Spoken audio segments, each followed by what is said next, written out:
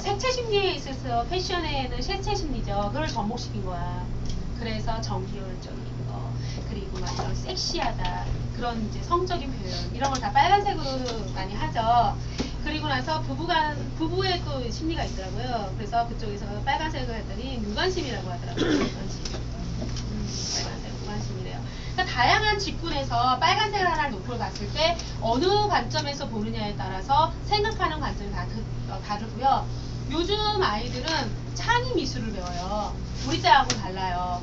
산은 세모여야 되고 지붕도 세모여야 되고 그런 시절은 끝났다는 뜻이야. 나무는 뿌리가 우리 눈에 보여? 안 보여. 어떤 아이 나무 그리라 했더니 화분 그리고 그 위에다가 이렇게 했더라고. 걔는 생각하는 나무를 막상 딱 떠올리는 거는 화분 속에 있는 나무야. 뿌리는 본 적이 없어. 근데 심리에 있어서 뿌리는 뭐예요? 가족 간의 융합이에요, 융합. 이 아이가 얼마만큼 가족의 뿌리를 내리고 사는지, 안정감을 갖고 이 가족 간에서 관계성을 잘 유지하고 사는지, 그거를 물어보는 게 뿌리를 세탁하는 거예요. 우리 눈에 뿌리를 본 적 있어? 본 적 없어. 그러니까 그거를 아이를 보고 뿌리 안 그렸다고 너는 가족 간의 관계성이 나쁘구나라고 얘기할 필요는 없다는 거예요. 그나마 검은색과 빨간색과 이거는 그냥 아직까지도 소경되고 있는 건 것 같아요. 빨간색, 어떤 아이를 보니까 싸운 친구 사이에 좋지 않은 친구를 빨간색으로 색칠을 해갖고 하더라고요. 난 얘랑 사이 나쁘다고. 근데 아예 그래갖고 그냥 검은색으로 그냥 더 이쁜 아이는 아예 얘는 내 인생 자체에서 아닌 거야. 그거까지는 근데 나머지는 아니란 뜻이에요. 그래서 뭐 창문을 크게 그리면 아이가 마음이 넓고 유하하고 아니야. 그냥 아파트 창문은 넓어. 안 그래요? 베란다 보는 창문은 단데, 이 세상에 단데 엄청 넓잖아. 그럼 그 아이가 마음이 넓은 아이야? 아니란 말이야. 그죠? 그리고 나뭇잎을 그릴 때 막 가지가 많으면은 세상과 소통하려는 그런 게 강하다. 뭐 가지 본 적이 뭐 있어? 그냥 아이들가 뭐 그리려면은 뾰족뾰족 세 개에다가 이렇게 둥글둥글 이렇게 해서 하지, 디테일하게 나뭇잎 그리고 뭐 어쩌고 안 한단 말이에요. 그러니까 미술 심리에서 들어오는 게 심리치료의 기본이 됐거든요. 그거는 외국, 우리나라 문화가 달라요. 거기는. 그쵸? 미국에서 공부하는 사람들 다 인정해줬잖아. 그냥 거기에서 나는 학자가 가장 먼저 논문에 실었고 그 사람이 그냥 원조가 됐는데, 우리나라의 문화와 외국의 문화는 다르단 말이야. 우리 아이 그쪽에서 정서는 맞지 않아. 근데 인정을 하다 보니까 그냥 외국에서 공부한 사람들을 그냥 꿰차고 우리나라 심리 분야에서도 있는 거예요. 그렇기 때문에 그런 거 갖고 아이들을 판단하기에는 요즘 아이들의 미술 세계는 남다르다는 거예요. 붉은색의 어떤 아이가 너무 해맑고 착해. 근데 이제 미술 시간에 우리 친구들, 우리 이제 봄도 됐으니까 우리 봄 풍경을 한번 그려볼까요? 그래서 뭐 아니면은 뭐 어느 뭐 해볼까요? 이런데 그 아이가 하늘을 붉은색으로 그려서 갑자기 전화를 하는 거야, 부모님한테.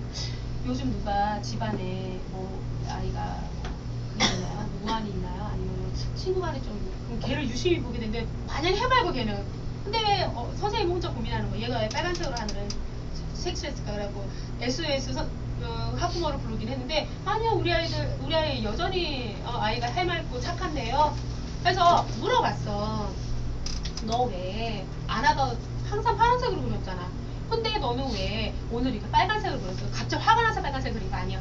막상 그 아이가 생각을 해보니까 일출을 보려고 동해를 가고 일몰을 보려고 서해를 가족 간의 여행을 갔는데 너무 예쁜 거야. 그러니까 본인이 생각했던 그거는 빨간색이 화가 나고 빨간색을 쓴 게 아니고, 막상 이렇게 보니까 딱히 표현할 색깔이 크레파스가 정해져 있잖아, 색깔이. 그래서 본인이 생각하던 일출과 서해 일몰, 그때 색깔이 너무 이뻤지. 저도 외국 여행 갔을 때 일몰이 너무 이뻐갖고 찍어놓은 게 있거든요.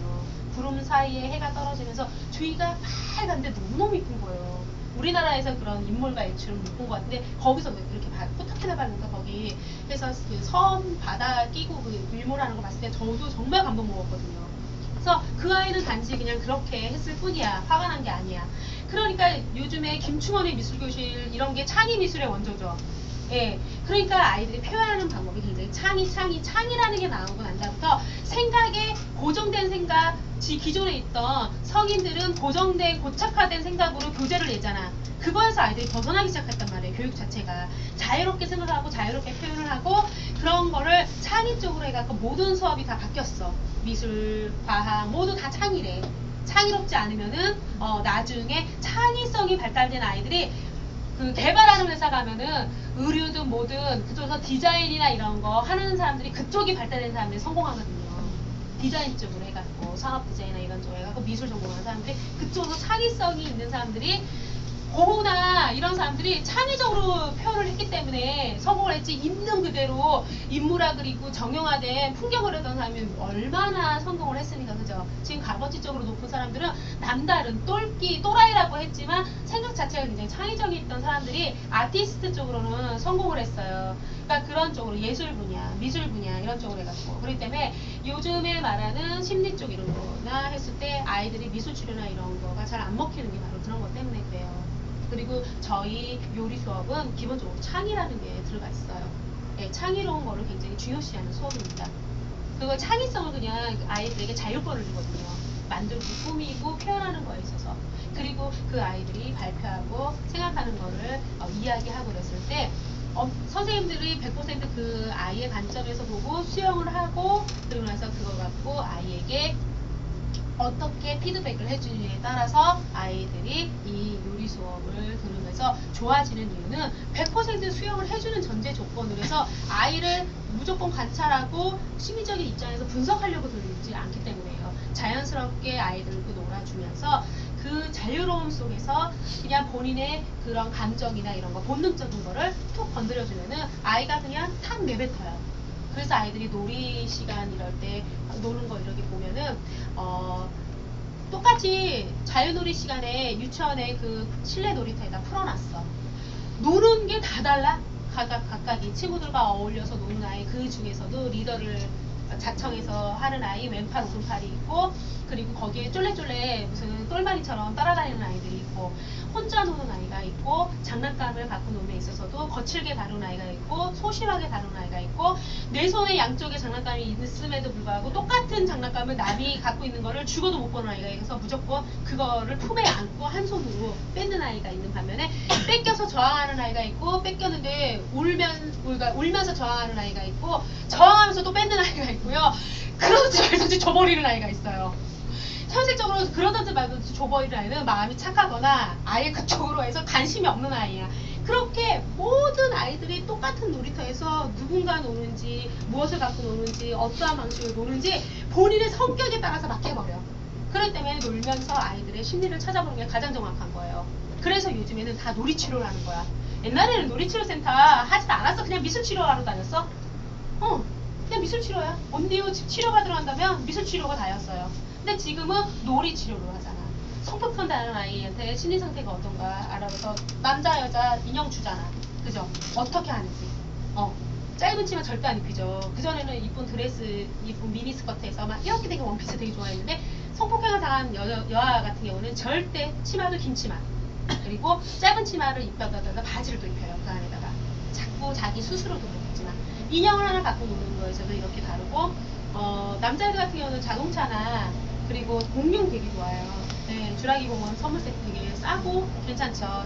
네, 공룡 종류별로 있잖아요. 그랬을 때 티라노사우루스가 육식공룡, 그리고 공룡 중에서 가장 등치가 좋고 가장 사나우면서 야구 강식 그 공룡들 세계에서는 최고 강자예요. 그리고 채우식 공룡 중에서 알죠? 모가지 긴 애. 이름을 잘 모르는 남자애들 키워보지 않아서. 그러니까요. 그러니까 이게 남자애들 키우거나 남자애들 유치원에서 관심 있는 사람들은 이름을 다 알더라고요. 그거가 있고 작고 약한 그런 공룡이 있어. 표현하고 갖고 놀고 이런 거 할 때 다 달라요. 티라노사우루스가 본인이었으면 좋겠다는데 가족관계에 있어서 있을 때 엄마가 티라노사우루스 굉장히 악각거리는 거야. 아빠가 짓눌려 있는데 중요한 게 뭐냐면 육식 공룡에서 가장 큰 공룡을 같이 이러고 놀아. 아빠는 초식 공룡에서 가장 큰 건데 같이 덤벼. 왜? 본인이 화가 나고 그러면은 그냥 자리 이렇게 살짝 피하는 사람이 있는 반면에 같이 대거리하고 맞닥뜨리고 싸우는 사람이 있거든요. 그래서 둘이 맨날 이러고 있는 거야. 아이가 이러고 노는 거야. 근데 본인은 그 작은 공룡이야. 육식 공룡, 초식 공룡 중간에 본인이 껴있어. 이러지도 못하고 저러지도 못하는 거야. 왜? 자기는 너무 작고 힘이 없어. 그럼 넌 나중에 어떤 공룡이 되고 싶니? 그러면은 티라노사우루스가 되고 싶대. 그래서 사이좋게 살라고. 엄마 아빠 싸우지 말고 이렇게 그런 존재가 되고 싶대요. 예. 그게 이제 아이들이 공룡을 갖고 놀면서도 다른 거야. 자동차를 하거나 갖고 놀면서도 다른 거야. 그렇기 때문에 요즘에는 놀이치료가 가장 유치원이나 초등학교나 이런 아이들한테 가장 인기가 좋고 그쪽으로 해서 많이 효과를 보기 때문에 놀이치료 센터나 이런 쪽으로서 많이 가는데, 그래도 그 중에서 초보전 선생님들이 가볍게 배워서 아이들하고 수업함에 있어서 써먹을 수 있는 건 바로 요리심리, 네, 요리심리 수업이고, 지금은 일자리가 그래서 그냥 요리만 하던 시대는 끝났어. 아동 요리는 10년이 넘었기 때문에 포화야. 그래서 지금은 오는 게 다 이 요리 심리 쪽으로서 옵니다. 가족 프로그램 그렇고 청소년 유아 프로그램도 있고, 제가 원장단 수도권에 있는 서울 그런 원장단 모임 그리고 경기도권 원장단 모임 봤을 때 프로그램을 꾸려봤을 때 무엇을 하고 싶으세요? 했더니 요리 심리를 택하시더라고. 왜? 나머지 아동 요리 애들 갖고 요리 그냥 하는 수업은 자기네 선생님들이 더 잘한대. 잘 놀아주고 뭐 요리법 별거 있어? 그냥 샌드위치 만들고 뭐 땡이네 샐러드나 만들고. 그런데 요리 심리는 도저히 못하겠대요. 어렵대. 그래서 선택을 한다 그러면은 교사 연수를 하고 싶어도 요리 심리 쪽 교사 연수를 하고 싶고, 강사를 초빙해서 쓴다고 했을 때도 요리 심리 선생님은 초빙해서 쓰고 싶다는 생각을 하더라고요. 네. 그렇게 해서 이 요리 심리가 제가 지금은 이게 막 일자리가 많이 들어오기 시작한 게 재작년부터 많이 들어오기 시작했어요. 2년 정도 됐습니다. 그래서 지금은 다 이쪽으로 해갖고 다 이제 수업이 진행되고 있다라는 거. 그래서 비전이 좋아요. 식습관 쪽으로 접근해서 요즘 아이들이 고민하는 거를 해서 요리와 접목시켜서 해놨기 때문에 변하지는 않아요. 아동 요리는 시대의 흐름이 그렇게 됐기 때문에 이제 지금은 인기가 별로 없는 거예요. 근데 요리 심리나 그리고 이제 제가 지금 리틀 셰프 지금 국비 과정 하고 있는 리틀 셰프 과정, 이거 같은 경우에는 2010년, 그것도 벌써 5년 됐네요. 연구 개발했는데 박사들하고 직업 능력 개발한 박사들하고 연구를 했는데, 그런 거를 교육에서 고학력 여성들 대상으로 일자리 창출로 해가 프로그램을 기획했는데 자격증을 그때는 못 만들었고, 바른 먹거리라든지 농림축산식품부라든지 농림수산식품부 이런 데서 바른 먹거리 지도자 과정을 하긴 하는데 자격증은 주지 않고 수료증으로 많이 주고 있어요. 자격증을 보유를 못했어요. 안 되시기 때문에 그런 것도 있는데, 그렇게 했을 때에 아이들에게 거기도 첫 번째 들어가는 게 식습관이에요. 아동 요리는 기본적으로 식습관이에요. 놀아주느냐 아니면은 심리적으로 해서 계속 꾸준하게 해서 아이들과 대화를 통해 갖고 치유 프로그램에서 놀이 치료를 하느냐, 그 차이예요. 전문적인 지식을 전달하는 바른 먹거리, 그건 영양이나 식품에 대한 이런 이해도를 높이기 위해서 식품 첨가물의 이해도, 컬러푸드의 이해도, 그리고 우리 농산물에 대한 이해도, 전문 지식, 그런 거를 알려주기 위한 게 바로 바른 먹거리 커리큘럼이라면은, 이거는 아이들이 갇혀져 있는 마음, 생각하고 있는 그런 생각 이런 거를 끄집어내서 표출하라는 뜻이에요. 하고 대화를 나누자는 거예요.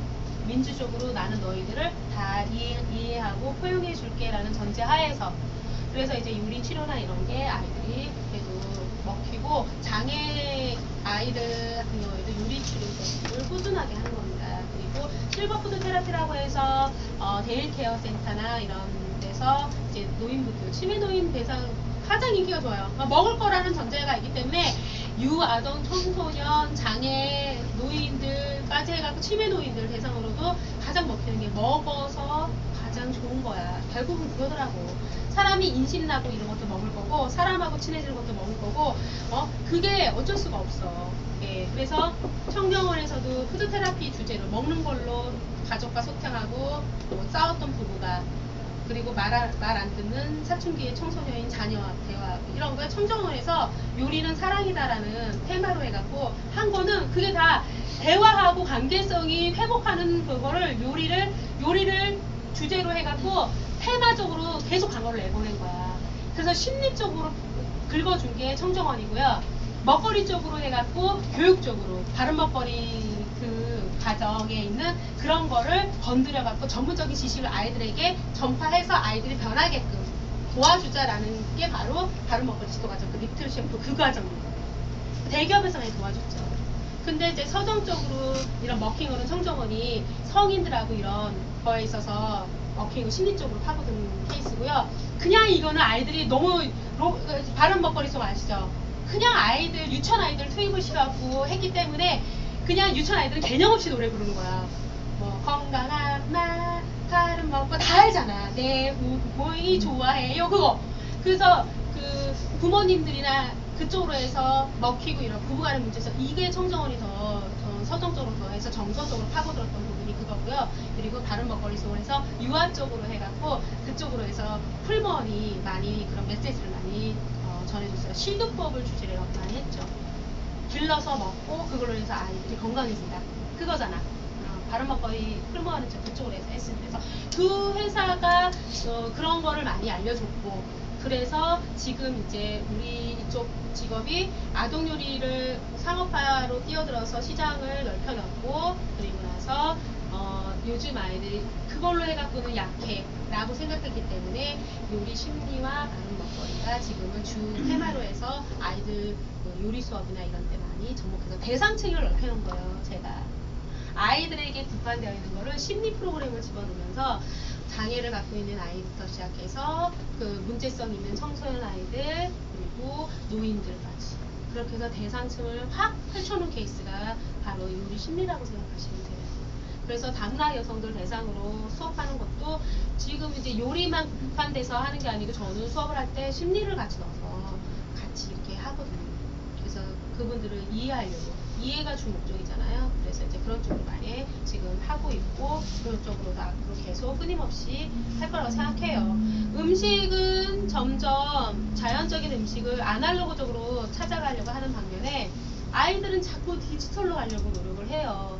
그 사이에서 충돌을 하는 게 맞죠. 근데 결국은 음식은 아날로그적으로 지금 각광을 받고 있고 그거를 자꾸 자연주의 하면서 과거로 돌아가고 옛날로 돌아가자는 거는 어쩔 수 없어. 그래서 슬로우 푸드가 유행하고 그리고 발효식품이 각광받고 그게 앞으로는 더 하다는 거죠. 그래서 아이들이 태어나고 자라고 이럼에 있어서 요리 심리 쪽과 바른 먹거리 쪽은 없어질 수는 없어요. 그거는 시대가 변하고 과학이 아무리 발전된다고 하더라도 우주에 가는 우주인들 같은 경우에도 캡슐된 영양제도 갖고 하지만 결국은 거기에서 씹는 먹으려고 하는 욕구가 너무 기본적으로 갇혀있기 때문에 그 음식 같은 거 갖고 하잖아. 분데리아라고 해서 그런 식으로 된 거 가져와 해갖고 하면은 음식을 먹을 수 있는 그 즐거움. 그렇기 때문에 이거는 인간의 본능이자 죽을 때까지 추구하는 게 가장 기본적인 게 바로 먹는 거예요. 그래서 먹는 걸로 그걸로 해갖고 하는 수업이나 이런 거는 없어질 수가 없습니다. 근데 어떻게 건강한 먹거리, 건강한 음식 그런 쪽으로 해갖고 절대 테마적으로 변하지가 않아요. 그렇기 때문에 학교에서 아동요리 시장이 점점점 커지고 있고 분야가 점점점 더 이상은 넓어질 수가 없는 게 요리 심리하는 바른 먹거리거든요. 예, 그거를 그냥 전문적 지식으로 가느냐 심리적으로 접근하느냐 그 차이라고 생각하시면 됩니다. 그래서 요리 안 했던 학교 기관에서도 다 요리 수업하고 없었던 실과실 만들고 그런 거는 제가 얘기했던 것처럼 이거를 나중에 정규 교육화식으로 과목으로 교과목으로 넣으려고 준비를 하고 있는 단계예요. 뭐 중국이라든지 일본이라든지 유럽 같은 데는 요리 수업이 교과목이거든요. 특히 초등학교. 그래서 교사가 따로 있어요. 저희 지금 사범대나 교직 그쪽으로 해서 자격증을 따서 아이들 가르치는 선생님들처럼 요리 이쪽으로도 정규 과목이기 때문에 그쪽으로 해갖고 지금 우리도 이제 그쪽 외국보다는 좀 늦잖아요. 저희가. 예, 그래서 근데 저희도 이제 요리 쪽이 교과목이 될 걸 예상하고 지금 초등학교에서 자꾸 예산을 들여서 실과실을 만드는 거야. 이유 없는 시설 투자는 안 해요. 실과실 하나 만들려면은 가스 들어와야 되고 물 들어와야 되고 또 그쪽에 있어서 부분의 허가 문제부터 시작해갖고 근데 왜 자꾸 학교에서 실과실을 만드는데 그것도 초등학교에 중학교 고등학교는 실과실이 있어. 그냥 지을 때 만들어놨어. 옛날에는 가정하고 그런 게 기술이 별도로 있었잖아. 근데 거의 놀고 있어요. 가정이 없어졌거든요.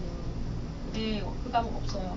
근데 그걸 이용해갖고 요리 수업해요. 진로 교육에 요리가 범주에 들어갔고요. 그 과목에 아이들이 가장 호응도가 좋아요. 요리가. 그리고 푸드테라피 쪽으로 해서 자꾸 수업을 하려고 해요. 뭔가를 기획을 해야 돼. 왜? 진로 그 심리 상담 교실이 따로 있잖아. 중학교 고등학교는 의무적으로 있어야 되는데 그 선생님들이 기획을 해보니까 요리가 가장 좋아. 그래서 작년부터 벌써 올해도 몇 군데나 지금 저희가 올려놓은 곳도 있잖아요. 초등학교도 이제 그 방학이나 이런 걸 이용해서 하는 것도 있지만 중고등학교나 이런 쪽도 방과후에서 하는 게 있고 아예 심리적으로 기획을 해갖고 하는 거 있고 그게 또 두 가지로 나눠지더라고요. 그래도 이거 진로지 이거 체험으로 해갖고 하고. 그래서 이쪽은 계속. 근데 중요한 게 뭐냐면은 심의 쪽으로 이제 수업이 들어오면은 우선은 이쪽으로 해서 관련된 자격증을 다 갖고 계셔야 된다는 거. 아동 요리 갖고는 그냥 일반 아이들 그냥 가르치는 그런 거 말고는 못해요. 장애 쪽으로 가고 싶다던가 아니면은 실버 테라피나 그리고 푸드 테라피 쪽으로 해서 유치원, 초등학교, 중고등학교 거기는 꼭 이 자격증이 필수적으로 있어야 돼요. 그래서 지금은 아동 요리 필수, 요리 심리도 이제 필수, 그리고 바른 먹거리는 이제 선택 사항인데 가산점. 예, 자격증이 별로 없으니까. 바른 먹거리 좀 자격증 갖고 계신 분들은 없어요, 별로. 과정을 이제 막 작년부터 우리도 시작했고 수도요리학원에서도 하긴 했는데 워낙 강의료를 비싸게 받으니까 많이 배출이 안 됐어요. 예, 그리고 커리큘럼은 거기랑 우리랑은 또 달라요. 리틀 셰프는 같아요. 왜? 같이 연구했으니까 당연히 같겠죠. 김지연 김지연 원장님 같이 참여해서 했거든요. 네, 그쪽으로 했고 그래서 그리고 성인반이 따로 있어요. 저희는 다른 먹거리가 임산부 음식 태교부터 노인성 질환까지. 그래서 이론적인 부분으로 해서 강화시키는 바른 먹거리 성인 파트가 또 따로 있거든요. 저는 그래서 커리큘럼을 2개를 움직여요. 리틀 셰프, 성인 파트 이렇게. 그래서 3개가 다 연관이 되어 있는 거예요. 이쪽 분야가 딱 그거 말고는 없어요. 근데 유치원, 초등학교는 조리사 자격증이 없어도 돼. 근데 중학교부터 성인까지는 조리사가 꼭 있어야 돼. 그래야지 또 그 취업이 되더라고요. 그런 또 이제 또 플러스 되는 게 있어요. 근데 어쨌든 돈을 많이 벌고 의욕적으로 활동적으로 일하려면은 초등이에요. 근데 초등에 포커스를 맞추시면 가장 편해요. 그리고 초등 돌봄교실 그쪽에 그 교사가 별도로 또 이제 자격증이 또 생길 거예요. 보육교사 출신들이 초등학교 아이들 돌봄교사 선생님으로 많이 뽑았잖아요. 근데 유아의 그 보육교사와 초등의 아이들 돌보는 돌봄교사는 다르죠. 대상체가 너무 다르기 때문에. 그래서 그쪽으로 전문으로 하는 교육이 생기고 그쪽으로 하는 선생님을 또 별도로 뽑는다고 하더라고요. 그렇기 때문에 우리도 이렇게 해서 지금부터 자격증을 준비를 해갖고 이쪽으로 활동을 하시다 보면은 좋은 소식이 되게 많이 생길 거라고 생각하고 대상체가 넓어지기 때문에 누구 하나를 포커스를 했을 때 하고 다양한 계층에서 할 수 있는 능력하고는 다르거든요.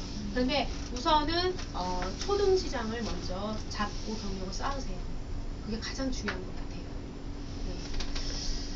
그래서 오늘은 이제 편식 비만에서 오는 어쨌든 편식하고 비만이 저거할 수밖에 없어요. 그래서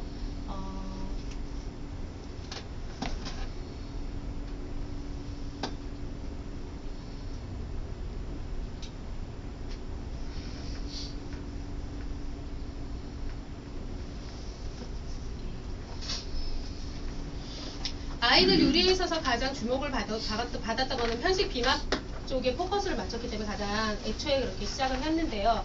왜 그러냐면은 이 수업이 왜 생기기 시작했냐면은 아이들이 음식에 있어서 인스턴트 패스트푸드에 너무 익숙한 나머지 담백하고 건강에 좋은 우리나라 농산물, 그러니까 특히 채소, 견과류, 잡곡류 이런 걸 안 먹는 거야. 씹는 것도 싫어하긴 해요. 왜냐면 아이들 자체가 씹는 거를 싫어하게 돼서 요즘 아이들이 태어나면서 악관절이 굉장히 약하고 영구치가 나지 않기 시작한 거는 쓰지 않으면 퇴화된다는 뜻이에요. 그래서 요즘 아이들은 영구치가 별로 없어. 특히 어금니 쪽에 씹지를 않으니까. 그리고 여기가 좁다 보니까 덧니가 심해. 기본 그냥 교정기 끼고 있는 거야 아이들. 교정기는 초등학교 4학년에서 5학년 사이에 하는 게 가장 좋거든요. 잘 돼요. 안 물려지는 게. 그렇게 해서 얼굴이, 왜냐면 이걸 안 해주면은 아이들 얼굴이 틀어져요. 미용적으로도 문제가 생기고 발음적으로도 문제가 생기기 때문에 어쩔 수 없이 교정기를 껴주는 거예요. 엄마들이. 아이들이 힘들어하지만 그게 바로 씹는 거를 싫어하기 때문에 모든 문제가 발생이 되는 거예요. 그래서 요즘 애들 V라인 하는데 그게 결코 아이들한테 좋지는 않아요. 그렇기 때문에 아이들이 딱딱한 음식을 먹는, 채소는 즐겨서 많이 씹어야 되잖아. 싫은 거야. 쉽기 쉽고 접하기 쉬운 인스턴트 패스트푸드는 아유 먹넘김도 좋고 좋아요. 그렇기 때문에 두뇌 개발에 있어서 씹고 먹고 이런 거 뜯고 맛보고 즐기고 하는 게 아이들의 정서나 그리고 두뇌 발달에 있어서 가장 중요합니다. 근데 그게 잘 되지 않기 때문에 아이들이 식습관 쪽으로 문제가 생겨서 먹지 않은 아이들보다 사실은 식습관 쪽은 비만에 포커스를 더 맞췄어요. 교육청에서 입장에서는. 교육청에서 비만율이 너무 소아비만이 많이 생기다 보니까 아이를 안 낳아서 100년 뒤에 대한민국이 없어진다. 그거는 대한민국 이제 사람이 없다는 뜻이에요. 다 혼혈. 예, 단일민족이라고 부르짖던 우리나라가 지금은 아니죠. 아닌 이유가 뭐 때문에 그래요? 다문화 쪽으로 해서 남자들이 장가를 못 가니까 외국에서 자꾸 모셔오죠. 그래서 이주 여성들이 늘어나면서 우리나라는 이제 단일민족이 아니고 다문화 국가예요. 예. 그러다 보니까 문화도 이렇게 많이 바뀌고 이렇게 됐어요. 그래서 식습관 자체에서 가장 문제가 된 게 비만을 한 거는 이 땅에서 아이들이 그래서 출산 장려 정책으로 이제 막 둘, 셋 많이 낳게 됐잖아요. 그런데 아이들이 체력이나 건강이 안 좋은 거야. 아토피도 너무 심하고 다 식이병이죠.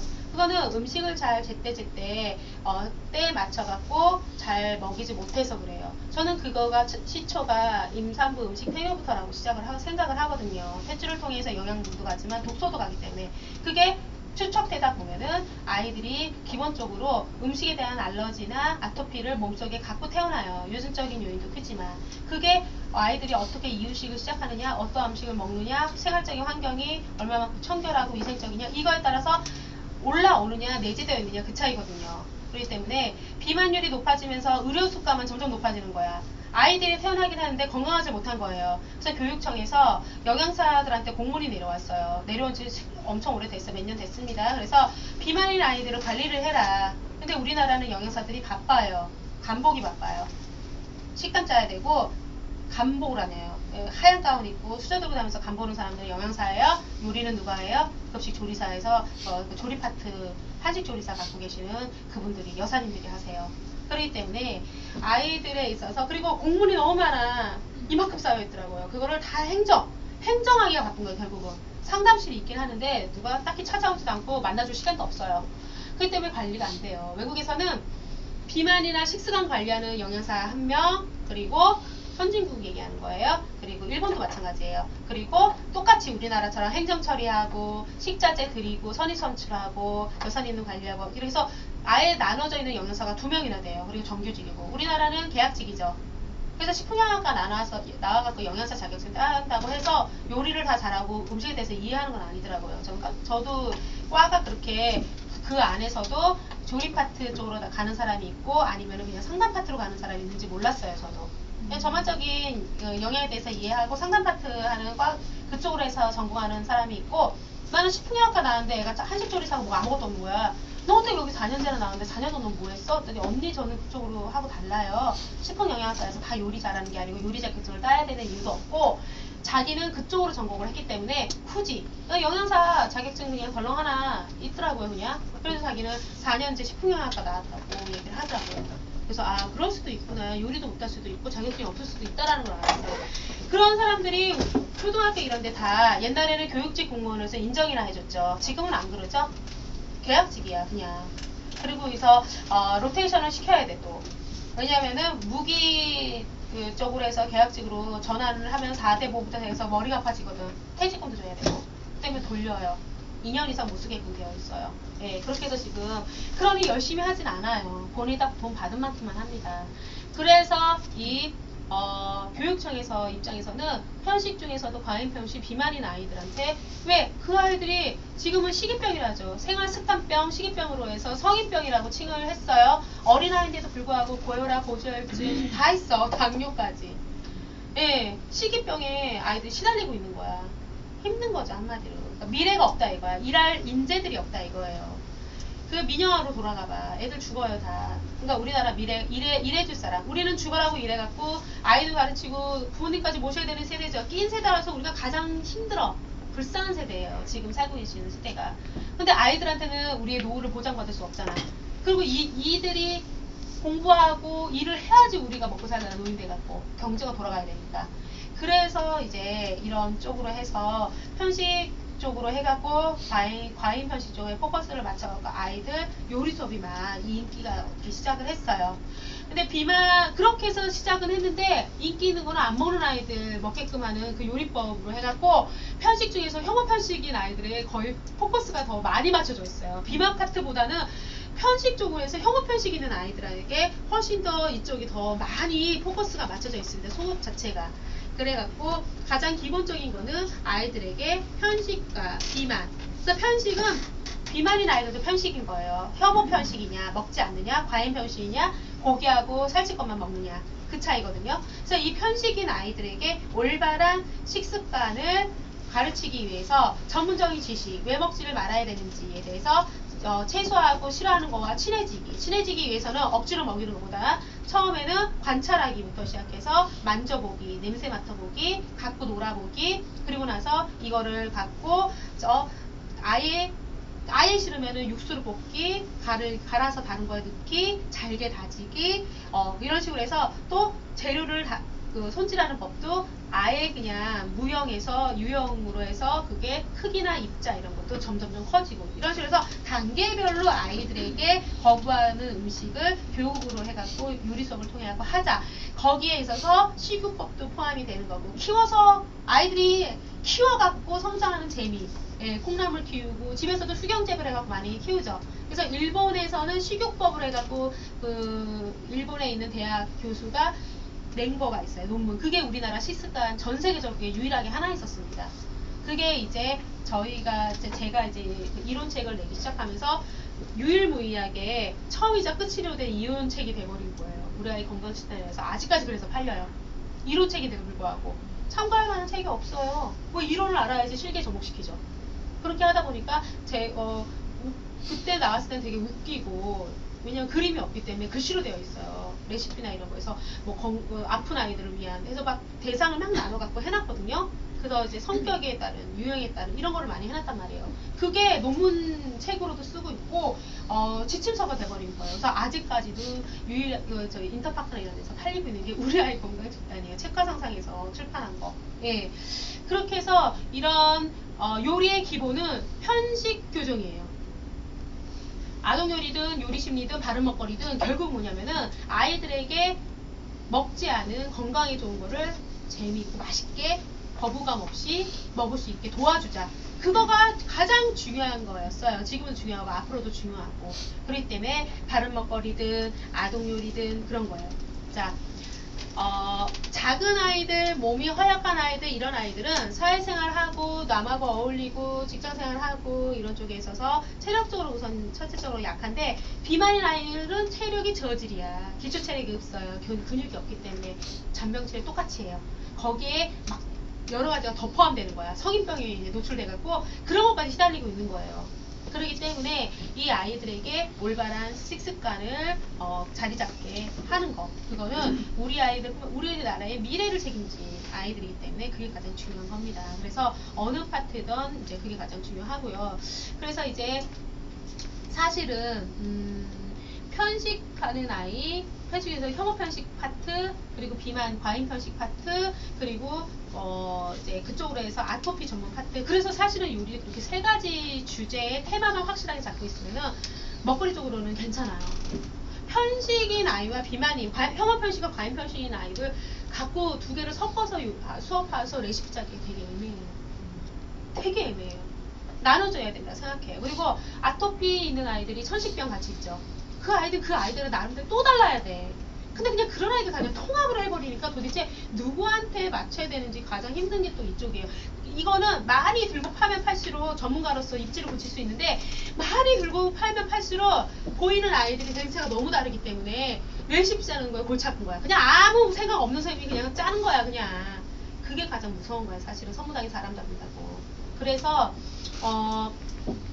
이 비만인 아이들 같은 경우에는 뭐가 문제냐면 편식 같은 경우에는 물론 기초 체력이 약기 때문에 1년 내내 365일 그냥 감기하고 이런 걸 달고 살아. 그냥 맨날 코치질 아니면 콜록콜록이야. 왜냐면 면역 체계가 약하기 때문에 없기 때문에. 그리고 그런 것 때문에 이제 문제인데, 비만이 의학적으로 해서 돈적인 문제에서 건강적이면은 혐오 편식인 아이보다 과민 편식인 아이들이 더 돈도 많이 들고 더 힘들다는 거야, 인생 삶에 있어서. 소아 비만 같은 경우에는 체세포 수 자체가 어떻게 해요? 숫자가 많이 늘어나 있는 상태예요. 정상치의 두세 배 정도 세포 수가 많아요. 지방 세포 수.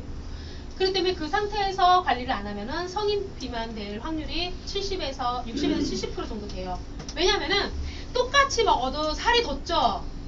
그리고 늘어나 있는 세포수에 거기에 체지방까지 붙어버려봐. 10개를 갖고 있는 사람, 그리고 20개를 갖고 있는 사람이 똑같이 살이 쪘을 때 누가 더 살 잘 찔 것 같아요? 붙는 속도가. 20개를 갖고 있는 세포, 20개의 비만 세포를 갖고 있는 사람들이 더 많이 찌고 더 탄력이 붙겠죠. 그거는 소화 때 벌써 세포수가 늘어나 있기 때문에 그래. 원래는 말랐는데 출산과 아니면은 스트레스로 인해서 일시적으로 살찐 사람들은 세포에 거기에 체지방이 붙어버린 거야. 그는 음식과 운동을 통해 갖고 거기를 줄여버리면 되는데 세포수가 많아버리면은 그게 두세 배 힘들다는 거예요. 그래서 소아 비만을 부르짖는 거예요. 제발 아이들, 특히 유전적으로의 확률이 높은 아이들, 부모가 어렸을 때부터 비만이었던 사람들은 유전될 확률이 양부모가 비만이면은 80%, 한쪽 부모가 비만이어도 40~50%가 유전적으로 내려가거든요. 그렇기 때문에 소아비만에서 관리를 하고 그게 인생에서도 그 아이의 인생에서도 얼마나 중요한지에 대해서 이야기를 하는 게 그래요. 왜? 아이들은 음식의 선택권이 없어요. 부모에 의해서 식습관도 변형되는 거고 부모에 의해서 관리 체계나 이런 것 쪽에서 문제가 생겨서 엄마, 부모라는 건 좀 웃기다. 양육자라고 하죠. 요즘에는 부모에는 엄마라는 말 하면 큰일 나요. 엄마가 없는 아이, 아빠가 없는 아이가 있거든. 그러니까 양육자라고 해요, 대부분. 양육자의 음식의 선택과 조리법과 그런 거에 의해서 아이들은 먹어준 죄밖에 없다니까. 그런데 결국은 문제가 생기면은 아이 탓을 하고 키우는 사람 서로 탓하죠. 우리 집안에는 이런 애 없다. 너희 집안의 것이다. 예. 그러기 때문에 굉장히 이제 문제가 되고요. 그걸로 인해서 아토피 있는 아이, 후천적으로 음식에서 질병이 생긴 아이, 이런 쪽은 가족 간의 관계성이 굉장히 깨져버려요. 그 아이 하나 때문에 행복지수가 낮아져요. 예. 그래갖고 이제 잘못돼서 대부분 보면은 문제 생기고 그러면은 부부가 우선 깨져버려요. 그리고 자식 간에 그렇지 않은 형제들 간의 관계가 깨져버려요. 형제들끼리도 깨지고 그 부모와 아프지 않은 정상적인 아이 사이도 깨져버려요. 그렇기 때문에 건강하게 아이를 키우는 거는 단순하게 그 아이의 행복뿐만 아니라 가족과 국가에 있어서도 가장 중요한 게 우리 아이들의 건강이거든요. 그렇게 했을 때에 중요하게 생각하는 게 자꾸 비만 쪽을 얘기하는 게 훨씬 더 아이들이 힘든 질병에 노출될 확률이 높기 때문에 그런 거예요. 그래서 어디 파트든 편식 비만이 첫 번째 코스로 들어갈 수밖에 없어요. 그래서 오늘은 실습도 그래서 편식 쪽으로 해갖고 준비를 한 겁니다.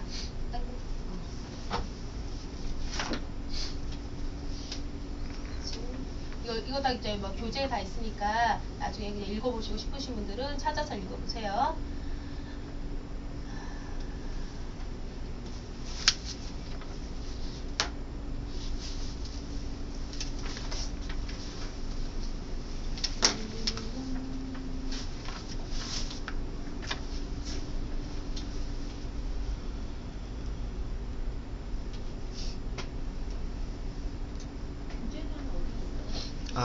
교재는 선생님 아니요 선생님 저희가 드리는데요 인원수가 추가로 이제 늦게 많이 신청하셔가지고요 저희 추가 주문했어요. 한꺼번에 그냥 드릴게요.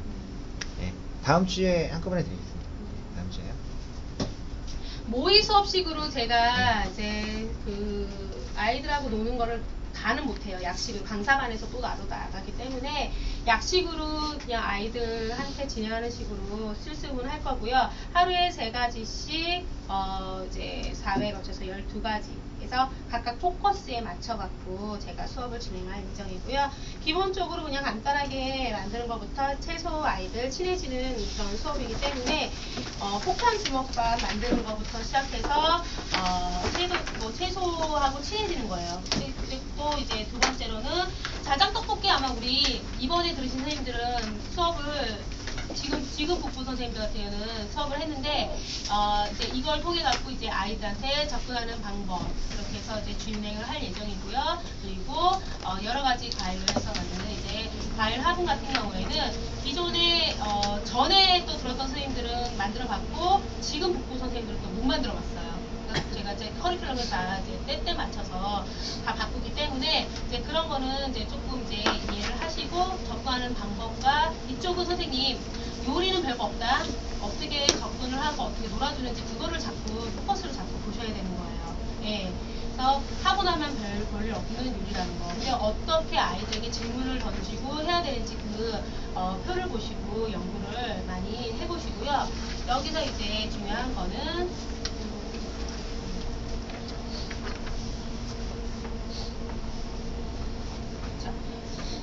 식재료를 사서 씀에 있어서 물론 제가 얘기했던 것처럼 뭐 그런 데서 주문해갖고 쓸 수도 있지만 그렇지 못하는 수도 있어요. 그건 항상 선생님들이 생각을 하셔야 되는 문제죠. 왜냐하면은 선주문이 들어가서 여기는 규칙적으로 이제 지내는 선생님들뿐만 아니라 그냥 한 달치를 미리 선주문을 받아요. 레시피도 정해져 있고요. 근데 그게 내가 하는 거와 안 맞을 수도 있는 거잖아. 그렇기 때문에 활동지나 이런 거를 만들 수 있는 거 그런 것도 사실 되게 중요하거든요. 재료를 사갖고 밑작업하는 것도 다 해보셔야 되는 거야. 알고 나서 내가 힘들지 않게 하기 위해서 이런 기관에서 이런 업체 같은 데서 재료를 사다 쓰는 것과 아니면은 선생님 특강을 해나 아니면은 뭘 하나 딱 정해갖고 요리 수업 해달라는 이런 데는 선생님들이 그런 밑작업하는 거, 장 보는 거 이런 거를 해보지 않으면은 절대 소화를 할 수가 없어요. 가장 문제가 뭐냐면은 재료 사는 거하고 재료 분배하는 걸 가장 힘들어 하시더라고요. 그러니까 그런 거 기초적으로 그거를 배우고 나서 알고 나서 재료 사다 쓰라는 이유는 저는 그래요. 만약에 선생님들이 일주일에 5번을 수업을 나간다. 월수금은 재료 월수금 같은 경우는 내가 좀 세력이 약하고 그렇다 그러면은 제품 거 이렇게 예약해갖고 쓰는 거고 화목은 내가 해갖고 하는 거고 아니면은 화목을 거기서 재료를 사다가 쓰고 아니면은 월수금은 내가 재료 사갖고 밑작업해서 넣고 이게 적절하게 됐을 때 오래가 힘들어. 저는 이쪽을 일을 너무 많이 하고 손을 많이 써갖고 벌써 이제 엘보가 나갖고 신경치료를 받아도 효과가 없어요. 그러니까 선생님들은 저처럼 이고지고 해서 관절이나 이런 이런 인대 쪽에 문제가 안 생겼으면 좋겠어요. 그래야지 오래 일할 수 있거든. 이쪽은 체력이 받쳐주지 않으면은 오래 못하는데 우리 때처럼 100% 다 사갖고 쓰면은 미치는 거야 한마디로. 재료 사다가 밑작업하고 제일 힘들어. 그렇기 때문에 그런 것도 가장 중요하고요. 그래서 선생님들이 활동지를 만들어 쓰는 거에 있어서 예약적으로 어느 정도의 활동지를 오늘은 이제 식습관이죠. 식습관에서 이제 활동지를 만들었을 때 아이들에게 이제 프린터식으로 해서 작성할 수 있는 표는 대략 이래요. 이거 다 공백이어야 돼요. 선생님 이걸 아이들이 작성하는 거예요. 아이들 요리 수업하고 포장할 때 동안 아이들이 뭘 해야 되잖아. 뭘 해야 됐을 때 활동지라고 해요. 그거를. 기본적으로 아이들이 오늘 요리에 대해서 이해해야 될 분로 오늘은 편식 비만이잖아. 그런데 거기에도 뭔가를 하나를 집어넣어. 그래서 저는 이 기준점을 채소 짜장 떡볶이를 기준점으로 해갖고 작성을 해갖고 왔어요. 수업 날짜를 아이들 보고 적으라고 하는 거예요. 활동지를 이걸 A4 프린터에다 해갖고 내보내는데 그리고 요리 제목 아이들 보고 쓰도록 하고 오늘 들어가는 요리 재료에 대해서 그리고 요리를 어떻게 만들어야 돼서 아이들이 하나하나 쓰게끔 해요. 이거를 포장지에다가 쓰게 하는 경우도 있는데 또는 먹고 없어지고 하니까 이제 프린터물로 해서 여기서 나가는 그런 그 활동지나 이런 거는 그래서 이제 인쇄물로 해서 부모님한테 보여주려고 이런 거 했다. 아이가 한 번 더 이해할 수 있게끔.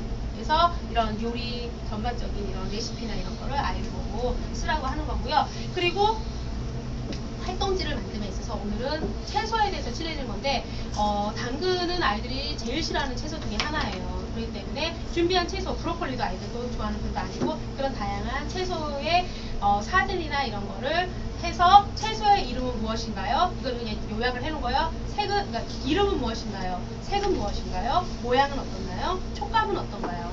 그리고 요리하기 전에 당근 맛은 어떠한가요? 요리한 후에 당근 맛은 어떠한가요? 이거를 짜장면 떡볶이 안에 넣었으니까 짜장면 맛이 난다고 하더라고요, 아이들은. 그냥 생당근도 조금씩은 먹어보라고 해요. 그래서 느낌을 아이들한테 왜 싫은지에 대해서 거치는 느낌, 딱딱한 거, 씹는 거 싫어하기 때문에. 그랬을 때 저희는 데쳐서 대부분 주거든요. 썰기 편하고 씹기 편하라고. 그랬을 때 아이들이 딱딱한 거 왜 먹고 난 다음에 느낌이 없을 때 목 넘기면 어떨까? 거의 딱딱해서 아구라고 하죠. 사실 아니고 앞관절이 아프다고 하고, 그리고 넘겼을 때 얘가 수분이 별로 없잖아요. 거친 식감이 싫어. 식도를 훑고 내려가요. 당근 먹고 목 막혀서 죽을 뻔한 적 나 저 몇 번 있어요. 씹다가 뭐 개념 없이 침도 잘 안 나오는데 너무 뻑져요. 식감 자체가. 먹다가 저도 목 막혀요. 그래서 꿀떡 생겼는데 그 식도를 타고 내려가는 그 가칠한 느낌이 너무 싫더라고요. 근데 아이들은 식도가 더 좁고 더 연해, 약해요. 그런데 그거를 아이들이 씹었을 때 여기다 아프면 여기다 아파 죽었어. 그래서 아이들이 당근을 싫어합니다. 그리고 볶고 난 다음에 나오는 그 향이 되게 또 강해요. 당근이 의외로. 그리고 식감, 색깔도 되게 별로 아이들 좋아하는 식감은 아니에요. 색깔 자체가 주황색이죠. 그래서 이러한 저러한 문제 때문에 아이들이 당근을 싫어요. 결정적으로 씹는 식감이 싫어요. 그래서 견과류를 싫어하는 거예요. 채소 다 싫어하는 거예요. 섬유질이 많은 채소나 이런 거는 오래 씹어도 목 넘김이 부드럽지 않아. 그래서 싫어하는 아이가 아예 갈아갖고 무엇에 넣어주는 거야. 목 넘기는 그거까지 씹는 거 그거 나도 기본적으로 그거라도 해가 시작을 하려고. 왜? 씹어서 엄마들이 미신하는 부분이 뭔지 아세요? 직접적으로 원초적으로 얘를 씹어서 넘겨줬으면 하는 바에. 그게 제일 문제예요. 그래서 당근을 그냥 스틱형으로 잘라준다는 거야. 싫은데. 콩밥을 꼭 굳이 먹여야 되는 이유는 뭐야? 아이들 편식에서 영양이 많이 안 가서 키 안 클까 봐요. 그 영양을 꼭 아이들 원초적으로 콩밥을 해줘야지만 먹나? 아니잖아. 제가 그랬어요. 아이가 콩밥을 싫어한대. 저는 먹이고 싶대. 아이는 안 먹고 이제 씹는 것도 싫어하고 그래서 아이들 딱딱해서 싫어한대. 어떠한 방법이 있을까요? 콩을 대체할 수 있는 식품을 먹이자고 했어요. 저는. 두부가 있는데 왜 그래? 난 도대체 그 이해를 할 수가 없대. 왜 콩을 먹이고 싶은데? 그냥 그 원초적인 걸 먹어야지 영양이 다 간다고 생각해? 아니란 말이에요. 아이의 눈높이, 아이의 식습관에 따라서 맞춰서 해주는 거야. 콩나물도 안 먹는 애는 징그럽게 안 먹어요. 근데 왜 굳이 콩나물을 원초적으로 무침을 해가지고 그냥 이거야. 시금치도 안 먹는데 왜 시금치 무침을 해가지고 먹길 바래. 김치도 그냥 발효에 있어서 섬유질이 많고 변비나 비타민이나 발효에 대해서 그 영양을 먹이려고 하는 건데 왜 매운 김치를 안 먹는다고 화를 내. 발효의 영양을 위해서 그리고 그 안에 들어있는 비타민 C나 섬유질에 의해서 아이들이 변비나 이런 장애, 이런 활발성 이런 걸 때문에 유익균 때문에 김치를 먹이는 거지 매운 김치를 안 먹는다고 아이들한테 화를 내면 안 되는 거야. 그런데 마치 매운 김치를 안 먹으면은 문제가 있는 것 같이 생각이 드나 봐요, 우리 아이들이. 그래서 매워서 싫어 죽겠는데 김치를 억지로 먹이려고 하니까 아이들이 그 음식에 대한 트라우마가 생기는 거예요. 매운 거는 5가지의 미각에 해당되지 않아요. 통각이라고 해요. 고통이에요. 통증으로 해서 마비를 시키는 거예요. 그렇기 때문에 위가 약하고 장이 약한 우리 아이에게 맵고 짜고 이런 강력한 그런 맛이 나는 음식은 되도록이면은 늦게 시작하고 안 먹여도 상관은 없어요. 백김치 먹이면 되잖아. 물김치 먹이면 되고. 발효해서 먹이고 섬유질만 섭취하면 되는 거지. 왜 굳이 매운 김치 안 먹는다고 화를 내. 그럴 필요 없는 게 가장 문제예요. 그래서 당근도 어렸을 때부터 말랑말랑하게 당근이 얼마나 단데. 단맛이잖아. 자연 단맛. 그렇게 해서 으깨갖고 이유식을 줬던 아이는 당근 색과 맛에 익숙해요. 그럼 우선 거기에 합격 플러스가 된 거야. 그리고 딱딱하고 안 그래도 앞관절도 약하고 치아도 약한데 그리고 식도 목넘김도 약한데 굳이 이거를 딱딱하게 해줄 필요는 없어. 그래서 이 아이들이 사과나 이런 과일 같은 거 통째로 주면 몇 번 비워 물다가 내던지는 거야. 씹는 것도 힘들고 목넘김도 힘들고 금방 질려. 그래서 그냥 잘게 썰어서 폭포 그냥 집혀서 주면은 본인이 끝까지 다 먹여요. 그러니까 그거는 성장 발달에 있어서 아이들의 씹는 앞관절의 성장, 목넘김의 성장, 분유에서 우유로 넘어갈 때, 그러니까 분유에서 젖꼭지를 이용해서 그냥 빨아먹는 것과 빨대를 이용해가지고 빨아먹는 거는 흡입력이 약한 아이들 같은 경우는 못 빨아. 그러면서 많이 줄죠, 우유 양이. 엄마는 속상해. 그래서 다시 젖병으로 바꾸는 부모님들도 있어요. 그것만 넘기면 되거든요. 키워줘야 되는 거기 때문에. 발달될 수 있는 부분은 그 나이에 맞춰서 발달을 시켜주는 게 좋거든요. 그래서 이런 거. 그래서 아이들에게 이러한 여기 오늘 재료한 그 채소에 대한 이런 자료 같은 거를 아이들에게서 직접 쓸 수 있게. 그러니까 이게 채소의 이름은 무엇인가요? 당근의 색깔은 어떠한 색깔인가요? 당근의 모양은 어떻게 생겼나요? 그냥 당근을 만져봤을 때 촉감은 어떤가요? 그렇게 해서 이제 그러면 이제 거기에 브로콜리, 양배추가 다 해당이 되겠죠. 그리고 그렇게 해갖고 그러면은 이 중에서 너희들이 싫어하는 거 당근, 브로콜리, 양배추 그 중에서 당근을 제일 싫어하고 브로콜리는 그 다음으로 싫어하고 비슷비슷하게 싫어하는데 그나마 양배추는 좋아해요. 왜냐하면은 치킨 회사에서 우리 아이들에게 잘 먹을 수 있게 밑밥을 깔아놨기 때문에 거기다 마요네즈 그 케첩하고 버무려주면 굉장히 좋아하죠. 그래서 당근은 그나마 채소 중에서 아이들이 가장 좋아하는 게 양배추예요. 그래서 이제 그런 거. 그래서 조리하기 전과 조리하고 난 다음. 그래서 먹고 난 다음에 생각을 적으라고 해요. 오늘 맛있는 자장 떡볶이를 만들었는데 처음에 내가 싫어했던 당근, 내가 싫어했던 브로콜리, 내가 싫어했던 양배추 왜 싫어했는데 짜장 떡볶이에 넣어서 먹으니까 맛이 어떻더라. 그래서 생각을 좋은 방향으로 자꾸 전환시켜주는 거. 그게 기초가 된다고 생각하시면 됩니다. 이렇게 해서 채소 탐색이나 이런 거에 관련해서 질문지 이거를 이제 해갖고 아이들에게 나눠주면 되고요. 유치원 아이들 같은 경우에는 이 그림이나 이런 거 그래서 색칠하게 하는 거 되게 좋아해요. 아이들. 얘는 글씨 모르는 아이, 못 쓰는 아이들이 있거든요. 그래서 당근이나 이런 색칠 아니면은 선생님들이 활동지 오늘 들어간 재료 해갖고 뽑아갖고 와서 아이들이 오려갖고 붙이는 거. 예. 요리 오늘 들어간 재료 레시피 만들기 해갖고 떡볶이 아예 그냥 그릇 안에다가 그 준비한 거 있죠. 그걸로 오려갖고 띡띡띡 붙이면 돼. 아이들이. 그러면은 그냥 요리 안에 있는 재료가 어울려지는 거.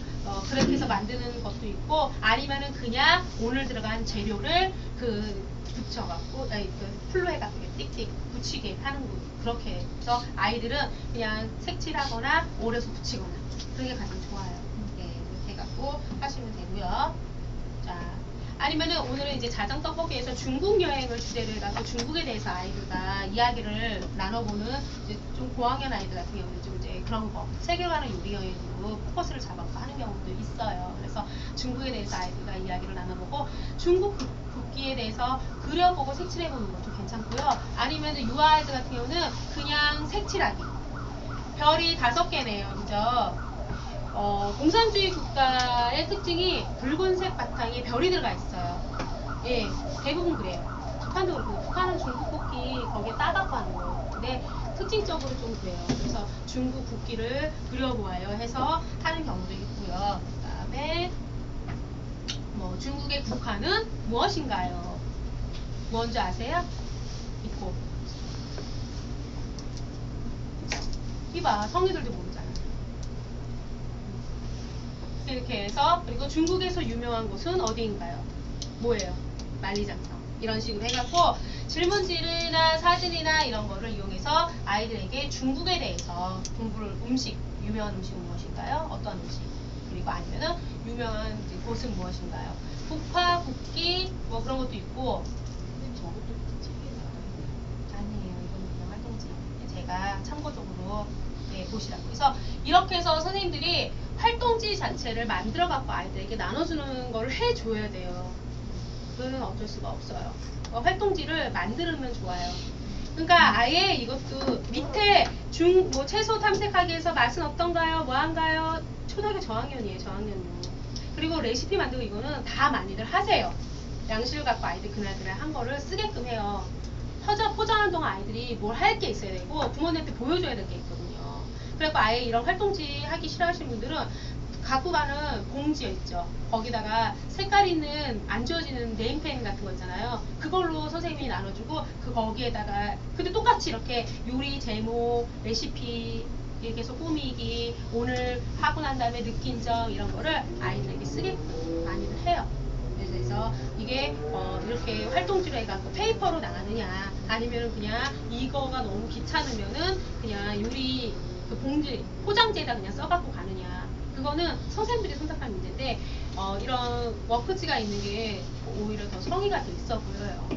이거는 선생님들이 독립을 해서 이런 기관을 이용하지 않게 기본적으로 알고 계셔야 되는 문제예요.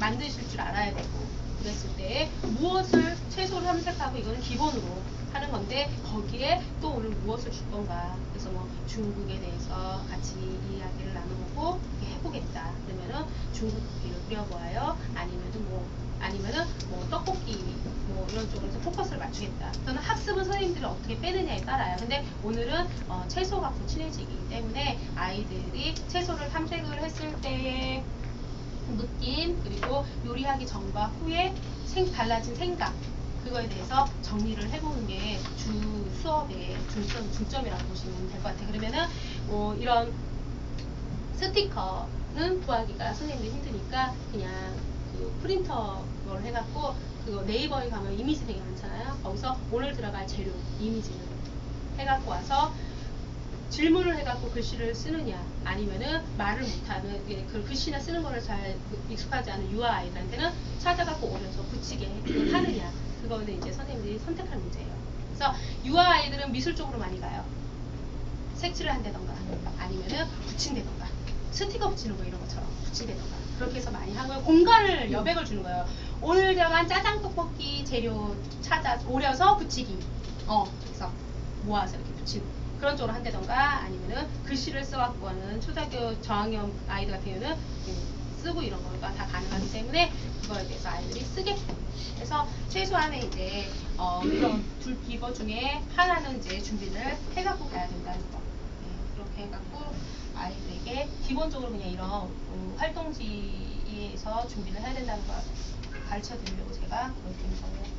화장실 잠깐 갔다 오시고요. 이제 오늘 실습 시작하도록 하겠습니다.